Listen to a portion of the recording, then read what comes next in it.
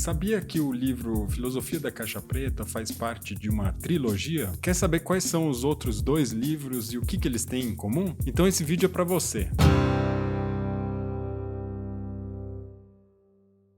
Então, para começar o vídeo de hoje, eu quero falar um pouquinho mais sobre o contexto disso que eu vou explicar ao longo desse vídeo, que é basicamente da onde que eu tirei essa informação. Eu descobri isso ao vasculhar o arquivo Flusser, que é onde estão todos os escritos de Flusser, todos os livros, tudo aquilo que ele produziu ao longo da vida dele. E esse arquivo ele não tem só os livros que Flusser escreveu e seus artigos, mas ele também guarda toda a correspondência de Flusser. E talvez vocês não saibam disso, mas grande parte do pensamento de Flusser acontece justamente nessa troca de cartas. Foi ali que ele foi amadurecendo algumas das suas ideias, ele foi testando conceitos. Então a troca de cartas entre Flusser e seus interlocutores é interessantíssima, porque ele se correspondeu intensamente com seus amigos, alunos, professores, filósofos, artistas, editores, e ali então a gente consegue entender um outro lado de Flusser, né? O Flusser dialógico. E foi ali que eu encontrei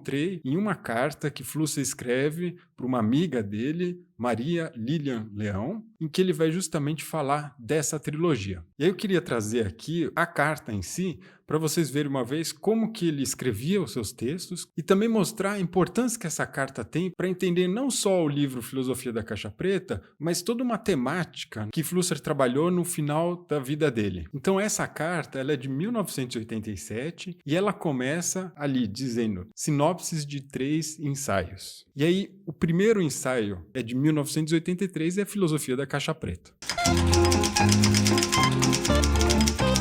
Ele vai dizer o seguinte, bom, ele pegou então a foto como um exemplo, né, de imaginação de novo tipo. Ele pegou esse exemplo da foto porque era cronologicamente a primeira imagem técnica e também pelo aparelho fotográfico ser um aparelho ainda relativamente primitivo, como ele coloca, né? Então a foto ainda é rudimentar no sentido em que é fácil reconhecer nela algumas das características que depois vão se estender para todas as imagens técnicas mais avançadas também. E ele quer então captar aqui a função da digitalização, ou seja, de calcular o fenômeno e depois computar o calculado. A câmera fotográfica ela permite, nesse sentido, fazer essa análise e, principalmente, ele vai dar ênfase aqui à relação do homem com o instrumento, né? Então, o instrumento faz aquilo que o homem quer, mas o homem só pode fazer aquilo que o instrumento é apto a fazer. E, a partir disso, o ensaio, então, procura captar a essência da cultura emergente. Aqui a gente tem, então, uma síntese muito boa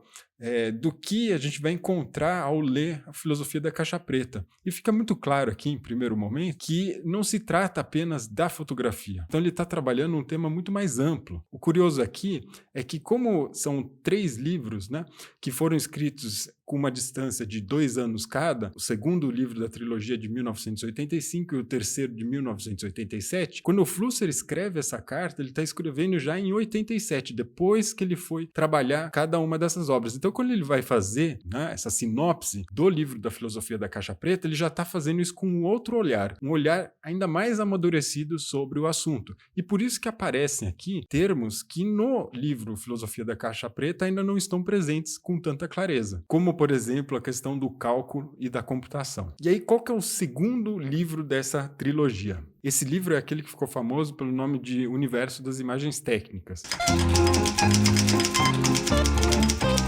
Ele vai dizer o seguinte, o livro do Universo das Imagens Técnicas, ele surge então da necessidade de progredir no argumento que ele levanta lá no livro da Filosofia da Caixa Preta. Esse segundo ensaio, ele passa a refletir sobre o desenvolvimento da foto, filme, TV, vídeo e imagem sintetizada. E aí ele mostra que há uma ruptura em tal linha entre o filme e a TV. Isso é, entre o suporte material e o suporte eletromagnético. Esse é o centro do ensaio. Bom, aí aqui a gente já começa a perceber que a ênfase passa a ser um outro aspecto, na verdade, que já está presente no Filosofia da Caixa Preta, mas que agora vai ser trabalhado com mais atenção e cuidado. Em primeiro lugar, quem já leu esse livro já se deu conta de que Flusser, na verdade, está trabalhando esse processo da imaterialização, então da crescente abstração da sociedade ao longo da história da cultura. Ele vai trabalhar justamente aquilo que em alemão ele vai chamar de a escada da abstração, que é esse processo de sair saída do concreto para o abstrato, das 4 dimensões espaço-temporais para a 0 dimensão, que é um conceito bastante importante para Flusser. Então, a partir da imaterialização da informação, a distinção entre hard e soft passa a impor-se, e isso se reflete na reestruturação da sociedade. Então, Flusser está problematizando aqui um deslocamento, né, do centro do poder, na verdade. Ele está falando de uma passagem, né,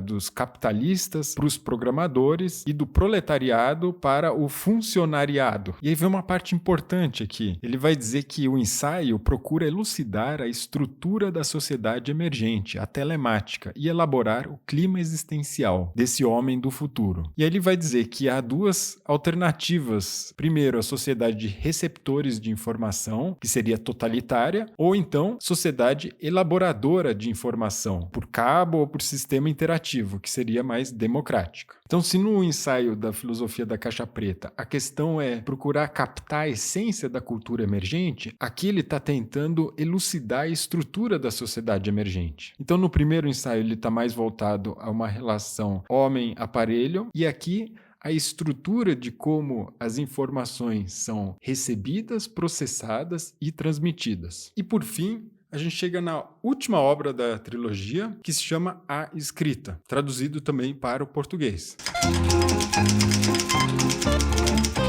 E aí, o que ele vai escrever em relação a esse livro? A publicação do ensaio, então, provocou polêmica violenta. Tornou-se indispensável fazer face às objeções. E isso exigiu análise da ideologia atual dos críticos da cultura. Esse ensaio da escrita, ele vai tentar justamente se contrapor a essa ideologia que ele chama de codificada alfanumericamente a essa ideologia da imaginação codificada digitalmente. Existe aqui essa passagem. O ensaio, ele vai se dividir em 2 partes. Então, nessa primeira parte, ele vai fazer a análise, então, da emergência da escrita a partir das imagens pré-históricas e a emergência das imagens digitalizadas a partir da escrita. E aí ele vai falar um pouco sobre essas questões da história, dessa codificação linear que vai se opor ao mito e à magia, e da codificação bidimensional. E essa, então, que é desafiada depois pelo cálculo e pela computação, ou seja, por aquilo que ele vai chamar da codificação 0-dimensional digitalizada. Então ele vai falar, nessa primeira parte, da decadência dos conceitos como processo e evento e da emergência de conceitos como partícula ou campo. E a segunda parte, então, do ensaio, ele vai analisar fenomenologicamente alguns exemplos da decadência da escrita, como jornal, livro, carta, máquina de escrever, papel e letra. E nessa análise, então, ele quer mostrar justamente a questão de como as informações são transcodificadas atualmente. Então, como as informações que estavam todas elas codificadas na escrita,